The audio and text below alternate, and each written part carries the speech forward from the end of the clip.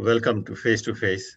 Our guest today is Desh Deshpande, a philanthropist, entrepreneur, and a member of board of trustee of MIT, and who does a lot of entrepreneurial and charity work in India and in the United States.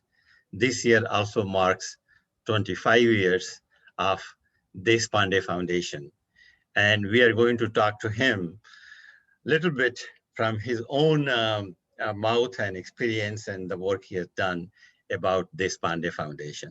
So Desh, welcome to our show, and thank you very much for your time. Thank you, Upendra. So it has been 25 years, and I'm really excited to talk to you about how the Deshpande Foundation started, and what are some of the initiatives you have done. Okay. So let's first as you start. said, the foundation was set up in 1995 after Cascade Communications, our first company, went public in 94. And then from 95 to 2000 or so, we were doing a little bit here and there, but nothing very serious. But year 2000, that is last 20 years, I and Jaishree have been engaged more and more with the foundation, and now probably we spend 95% of our mind share and time on the foundation. Mm-hmm. So, and the foundation is based in Boston, right? Yes. The head office is based in headquarters. Here, people like Sushil Vachani, Hemang Dave, they've been on the board of the foundation ever since we started. They've been extremely helpful. Nishit Acharya was the first executive director, and now Raj Melville has been the director for over the last 10 years. Mm-hmm.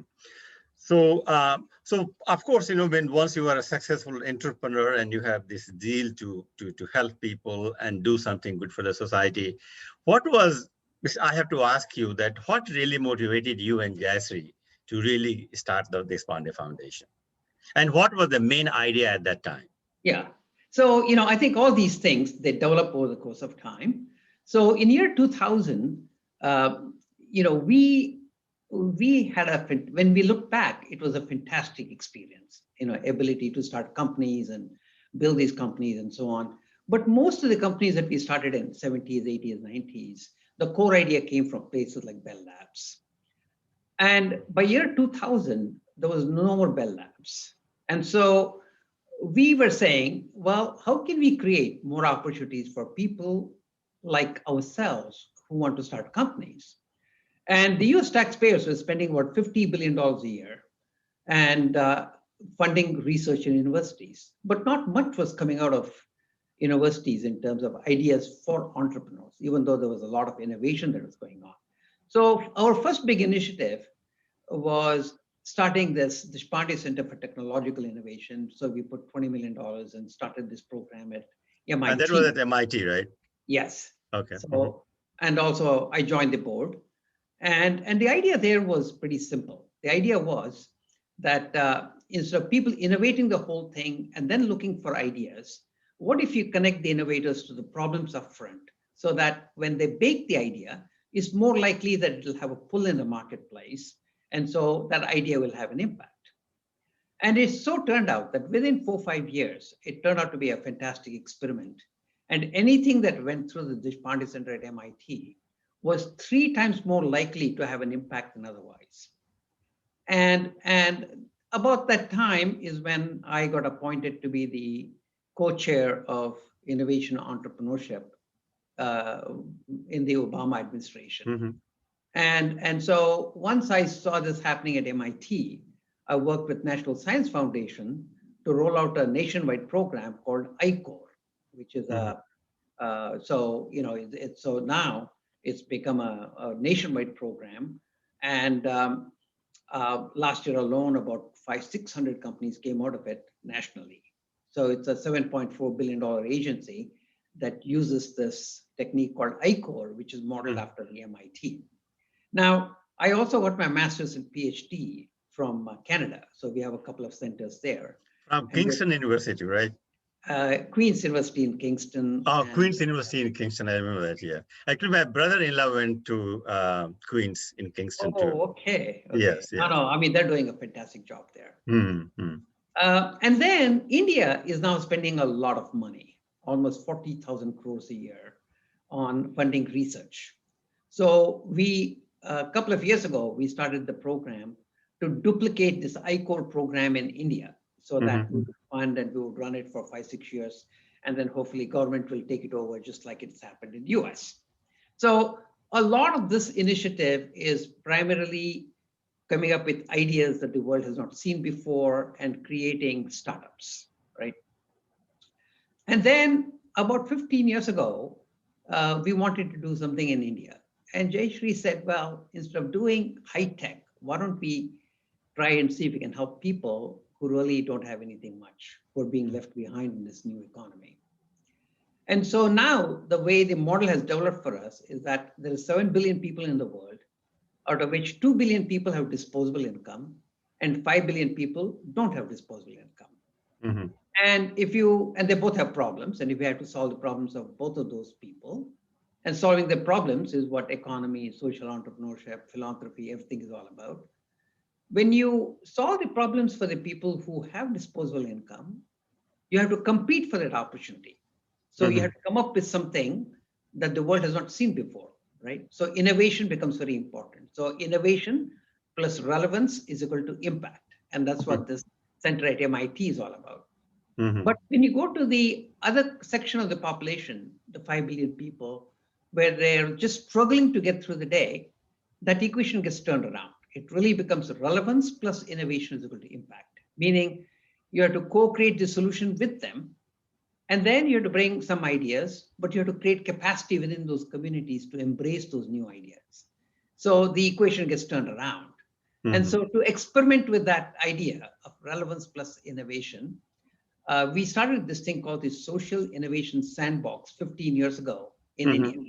And that was the sort of the beginning of our effort. So what that started here in the US in Lowell, or that was started in India first? It started in India. Okay. And then after we saw the success in India, 5 years later, which is 10 years ago, we originally had thought that US needs technological innovation and India needs social innovation. And then we realized that India needs technical innovation and US needs social innovation because that disposable, non-disposable people I talked about, in India, it's roughly about 20% and 80%. And in US, it's 80% and 20%. And so we brought that idea from India back into US, and we started this program called Merrimack Valley Sandbox in Lower Lawrence. I remember that when it was launched, yes. Yeah. But now it has morphed into a program called E for All, which is scaling nationwide.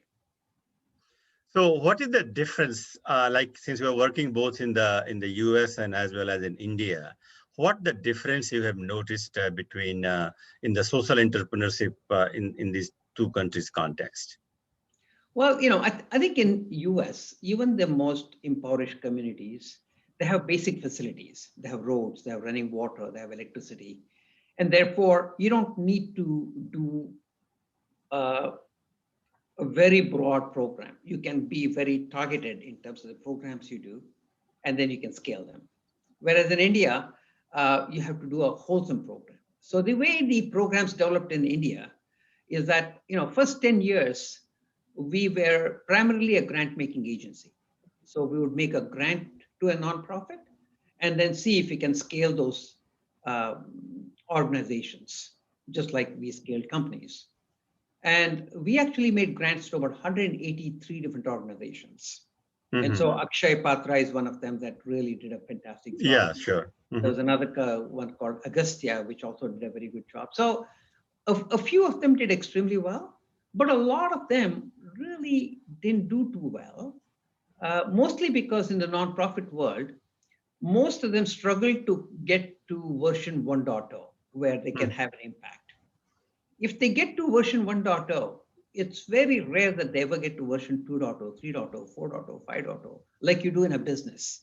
In business, if you don't get to 2.0, 3.0, 4.0, you die, you don't survive because the competition is very intense. In the nonprofit world, most of them don't have balance sheet. They're just struggling to get through the day. They have enough cash flow for maybe payroll for a month or two and so on. So they don't really have that way to innovate and constantly make things cheaper, better, faster, and so on. And so we said, well, we have a balance sheet, so we should be able to do this. So what we decided to do in India is to move away from making grants to actually becoming an implementing agency. So we actually implement the programs ourselves, and we're trying to bring this new model to the nonprofit world. Okay. So now it's a fairly large infrastructure. We have about 700 people on the payroll. 700. Yes. And we have a 300,000 square foot campus, 100,000 square foot incubator, and we work in micro entrepreneurship, skilling, and agriculture. So maybe there's one in agriculture, for example, the farmers, make 1/8 of what other people do in the world. For example, Israel is probably one of the most advanced farming communities, but they use a lot of technology, right?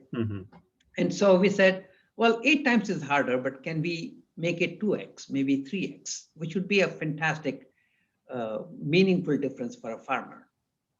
And so we work in 3 areas in agriculture. One of them is changing the cultivation process, better seeds, pesticides, fertilizers, and so on. Another one is getting better price for what they produce, farmer producer organization. And third one is water, because water is one of the biggest multipliers of income. So the way we do the cultivation process is that we have 240 people in the field who are on our payroll, and each one of them helps 500 farmers. So there's 120,000 farmers that we touch every day. And so slowly we're trying to figure out how can they be doing better and introduce those processes. So, and then we have a research staff of a few people at the headquarters. And so they constantly are looking at better ways to do it and then push it out to these 120,000 farmers. But the program that I'm very excited about, the one that's really is all ready to scale, is the water program. So in 2013, which is 7 years ago, when Ratan Tata had come to our annual conference, we do an annual conference every year in February, except for this year. This is the first year where we're missing it. Okay. That's why we're doing this online webinar coming up on February 11th. Yeah, we'll talk about that later, sure. So I was talking to Ratan, and what happens in the area where we work, in Hubli, Dharwad, North Karnataka, it's an arid land, and farmers suffer because they just don't have water for irrigation. But it's not like it doesn't rain enough. Like a good year would be 80 centimeters of rain. A bad year would be 50 centimeters of rain. 50 centimeters of rain is quite a bit of water. It's just that they don't have the water when they need it. So we said, why don't we start building a farm pond? You dig a hole that's 100 feet by 100 feet by 12 feet. And that's enough water, rainwater, that you store to irrigate 5 acres of land and get 2 crops in a year. And so Ratan said, yeah, that makes sense. And also what happens is it's kind of hard to build these community properties like canals and everything else and get people to share it. So this is an easier thing because a farmer owns the farm pond. It's his. He looks after it really well. So in the first 2 years, after we got those 5 machines, we did about 150 farm ponds. We learned how to do the farm pond. We did it for free for the farmers. And the farmers actually did double and triple the income. So they started making anywhere from 80,000 rupees to 3 lakhs, depending on what they grow. Papaya would be like 3-4 lakhs and so on. So that was pretty successful in the first 2 years. So now I'm just going to stop you for 1 second on this one here. I also hear that you are going to launch a 800 crore a new program where you're going to build more than 100,000 ponds. That's true, right? Yeah. So what happens is that every farm pond costs about 80,000 rupees, right? Which is like $1,000, let's say.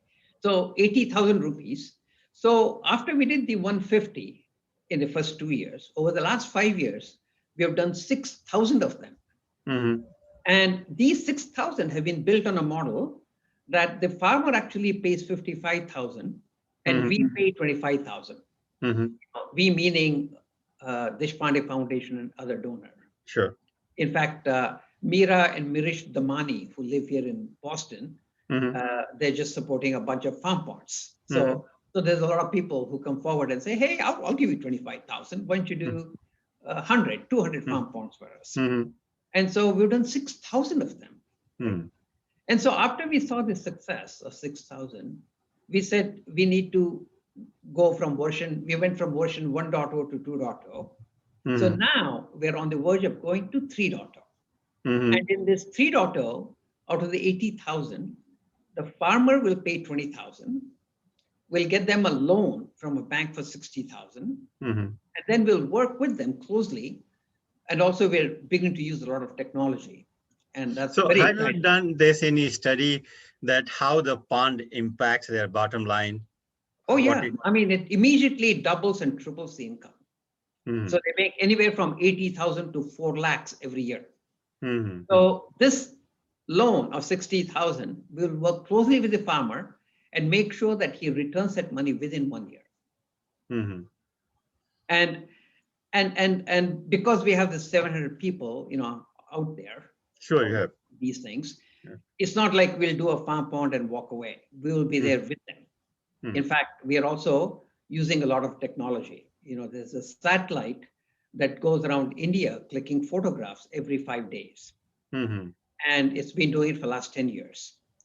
So Shubho Biswas, he's our chief technology officer who's based in Silicon Valley. And so given a piece of land, he can recreate the history of that land for the last 10 years. Mm-hmm. So he can tell you exactly where the water fell, how the water flows in that property, what crops the farmers grew, and so on. So we can ideally locate the farm pond so that it's always filled up when it rains. Now, if you can also talk a little bit about your Deshpande Innovation Center there. I hear this is the largest innovation center in the world. So tell us a little bit about that. Well, I think, again, when Ratan Tata, when I was talking to him maybe 4 years ago, I said, the nonprofit world has this problem. The problem is, on one side, the world is innovating. On the other side, there is nonprofits, but the two don't connect, right? I mean, because just because you innovate, it doesn't have an impact because it may not have the relevance. So we started this Tata Deshpande Innovation Center in Hubli, where we're trying to change this whole practice of nonprofit, where you bring the same discipline of how you develop products into the nonprofit sector. So you're constantly looking make sure that you have a solution that really solves the problem. And if it generates more income, then people have to be able to pay for it. And then you constantly innovate. You inject more technology, more policy, more financial engineering, and so on, so that you can actually scale these. So this 100,000 farm pond program, that's an 800 crore program. So it's a fairly large program for a nonprofit. And so we're very excited to launch this program. And that's the one that led to this webinar that we have on February 11th. So my question on that how do you get Aamir Khan to get involved with this project? So Aamir Khan and his wife Kiran Rao, mm-hmm.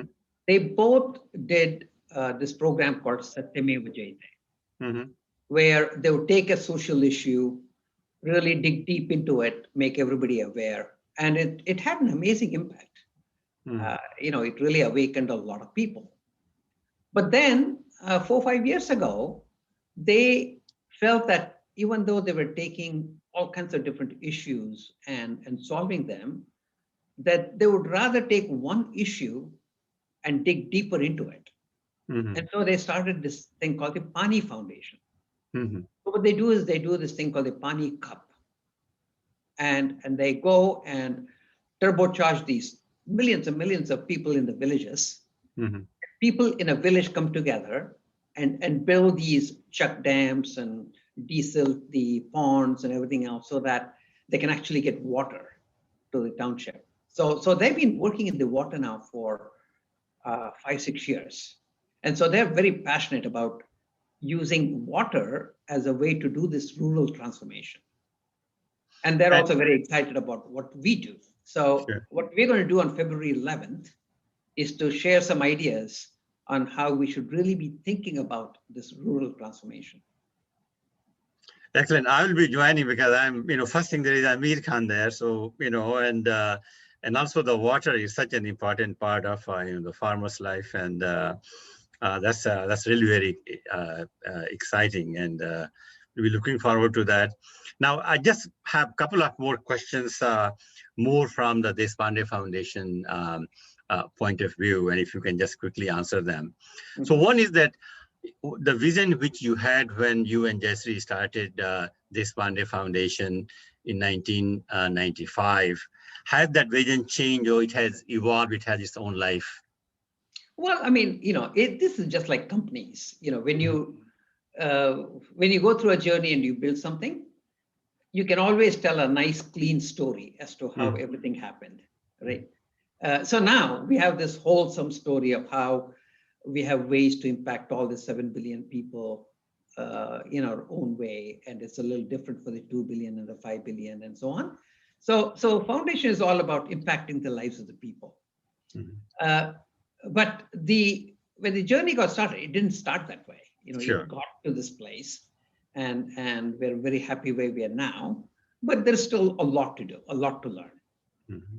So now you said that you had about 700 people on the payroll of Deshpande Foundation.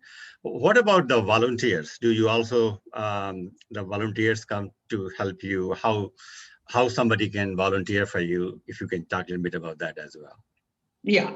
So the way different people bring different expertise, right? So if some people have expertise, then they contribute through that expertise. For example, Sushil Vachani right here, who was the director of IIM Bangalore, taught in Boston University for a long time. He, before COVID, the year before COVID, he made 6 trips to Hubli because he's so involved in skilling. We do this the skilling program, because people in India, particularly in rural and semi-urban areas, they go to school for 15 years, 17 years, they get bachelor's, master's, everything else, but none of them get jobs, right? 90% of them don't have jobs. So we have a program where in 4 months, we can whip them into shape and they all get jobs. 90% of them get jobs. And so Sushil has been very helpful in terms of bringing a lot of technology. We do flipped classrooms, different ways of teaching and everything else. So if people have expertise, they can contribute in their own way. There are people who just go and work there for a little bit. But the way we sort of expand our workforce is that we have 700 people on the payroll, and then we use these people called community resource people. So 120,000 farmers, out of which 5% of them would be very smart. I mean, they're good with iPhones, they're good with the smartphones and everything else. So we make them into lead farmers. And then so you multiply your 700 to 7,000 to 70,000, so that the different people have different capabilities, but then you cut down the work that you need to do into bite size so that all these people can participate. So there are people who are the very high end who come and volunteer, but also what's exciting is this way to just multiply the workforce that you have by using the community resource people. Now, also the Jaishree has been also very much from, of course, from day one with this foundation. And I wish she was also had joined us, but I'm just going to ask one question you can answer on her behalf. How she feels about the whole project and what has been her role into this? Oh, I mean, we are in this together. We have made, in fact, she is the one who did many trips with Nishit Acharya to India to visit a whole bunch of nonprofits and come up with a strategy for what we should do there, where we should set it up and so on. So she was very involved in getting it going. And now that's probably not a single decision that we make where she's not a part of it. She also allows, teaching. So we have a program where in villages, we call it Skill in a Village. This is for middle schoolers in village, where we teach them to speak English. And within 5-6 months, they become amazingly fluent and start speaking English. Not that teaching English is everything, but it just boosts their confidence. Suddenly huge amount of self-confidence, and they want to do it. And so she spends many hours every week trying to help them with that curriculum and trying to make sure that the material is right and so on. So both of us are very, very involved with this whole effort. It's a very hands-on kind of an engagement, and it gives you a lot of joy. Sure. Okay, Desh, thank you very much for your time. And we are going to put a link in an accompanying article about the upcoming webinar on February 11th. And if somebody wants to join that, that will be great. And especially Aamir Khan being there and his wife, I think it is going to be a fun. You are going to moderate that, or who will? Yes, I'm going to moderate. So there'll be 3 people on the panel. There is Aamir Khan, his wife Kiran Rao, and Paani Foundation CEO, who is Satyajit Bhatkal. And so all the 3 of them. So if people want some background on that, I'm sure many of them would have seen Satyamev Jayate. Yeah, Satyamev Jayate even I have seen, yes, yeah. But also Paani Foundation. They can just go to Paani Foundation to see some of the stuff. And these are all master communicators. It's amazing how well they can present, how well they package all these things, and it's going to be virtual. You'll be here in Boston, or? No, I'll be here. I'll be here. They'll be in Mumbai. So. Okay, yeah, sure. Okay. I don't know whether they're going to call from their home office or the actual studio, but they'll be there, and they don't need much preparation for this stuff. Yeah, sure, yes. And they don't need preparation. They don't need introduction. I think it's going to be a exciting webinar. I'll definitely join. Yes, thank you again so much. Again, it was lovely chatting with you. Thank you. Thank you, Vendra. Sure, bye.